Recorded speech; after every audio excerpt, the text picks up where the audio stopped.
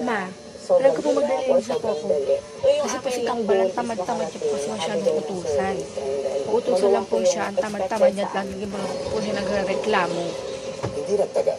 Muli Hoy ate, ano narinig ko sa pagsasabi mo? Nagbunganga mo ha? napilitan maglakad sa So, iba to ko sa itong towel na to? hanggang Sumusobra ka na kapatid. ang umarang sa Sinabi ko lang naman kasi na maglilinis ka. Pero ang tamad-tamad mo. Itong towel na to? itatawid sa kal- Ate, sumusobra ka na rin eh. Kung tamad man ako, edi ikaw na gumawa ng mga pinapautos sa atin ni nanay. Di pura utos ka sa akin. Di pura asa ka na lang. pagtawid.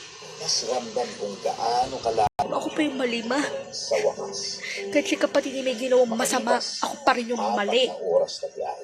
Sit na buhay. Sa kabila ng mahirap na biyahe, Wish yung kapatid ko eh. Masyado akong pinagmamaangan. pagod ng lahat. Hindi magmamaang-maangan. Masyado siyang bida-bida. Aksidenteng Ako lagi inutusan. maaabot. Tamad-tamad lang siya magpunas.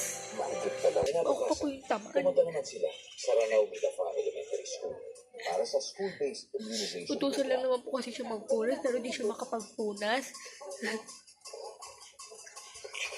Kasi yung kapatid namin, utos kasi ng utos. Kung di utos ng utos, lagi masyadong nagbibida-bida. Makakarating ang